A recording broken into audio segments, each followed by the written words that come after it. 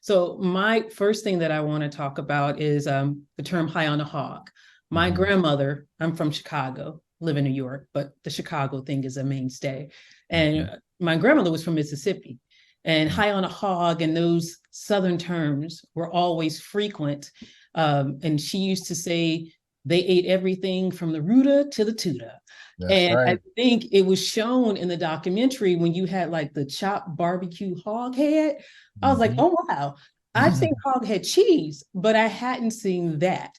And Mhm. so, just the whole for our viewers to understand the term high on a hog, because I think one of the interesting things that the documentary showed when you had the chopped barbecue hog head was that he was like, eating the waste or the leftovers was not something new to us as enslaved people because we came from a culture of we didn't waste. We ate everything. It was Mhm. just finding new things to make it taste good.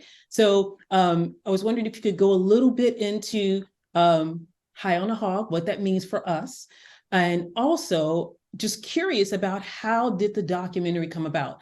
I first read the book, so that was my introduction. So, how did it come about? How did you and the author, Jessica B. Harris, decide that you were going to be the one to be our narrator and lead us on this journey? Yes. So I'll address the question about the phrase itself. So high on the hog, like I mean, and I also too, Rhonda, have a lot of family from Mississippi who ended up in Chicago. So I know that migration story well, and I'm a product of it. But high on the hog is really one of these Southern colloquial expressions as a way to say you're living good, you're eating good. If you look at, as you referred to in that episode, you see a pig on the table that's been smoked. Back in the day, for everyone, whole hog cookery was really about an occasion. This was not a thing happening on like a weeknight at any given time. You had to align first and foremost around a harvest season, right? So we don't really think about it like that in modern context. We can just pull up and buy bacon whenever we want to. But you had to raise these hogs. There was a whole season for slaughter.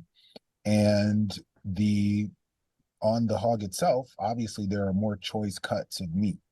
Usually those choice cuts are the areas of the animal that are the most fatty and the most tender.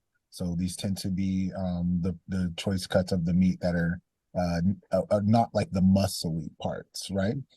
And when you think about what develops muscles in animals, it's the parts of their bodies that they are constantly using, right? So eating, let's say, like a ham hock is not going to be as tender as eating pork belly, right?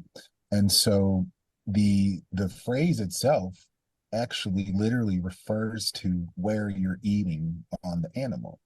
And the higher on the hog that you're eating, the better you're eating because you're getting the cheeks, the jowls, the soft parts, you know what I mean? And then, we would, black folks and slave folks, etc., we would actually um, take what was left over, right?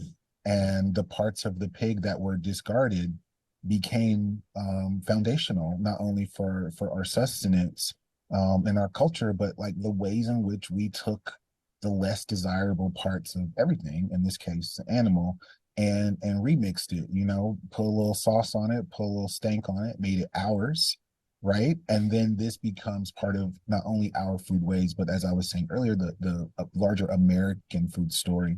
So yeah, it's all right there in the title. And I do love the name of the show and of the book. And the film itself came together fortuitously. We really are so lucky that this program was ever made, is the truth. Um, I can credit Fabian Tobeck and Karis Jagger, who were the two executive producers of High on the Hog.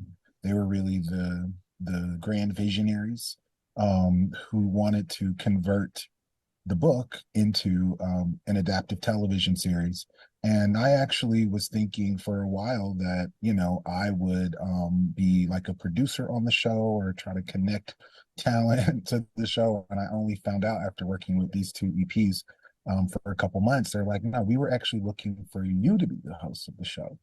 And so I had to, of course, check in with Dr. J and say, hey, they're calling me about this show. It's your book. Like, she's like, oh, no, I'm in there too. We're going to do this together. And so I got her blessing.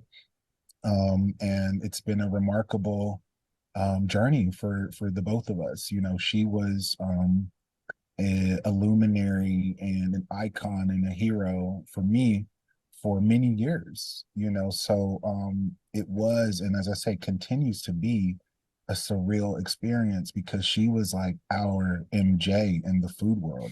She's our goat. And so to be on the continent with her, to be again using her scholarship as source material to get these stories off, like um it's the best thing that's ever happened to me. And I really appreciate the way that Black people recognize that this show, this material is for us. And it doesn't preclude any other group of people from watching the show, enjoying the show, having their own takeaways. But when we are talking about this show, we're talking about it from a firsthand context, from a lived experience context. It looks familiar to us, and that is so powerful. And I'm just incredibly grateful forever that this can be part of my legacy.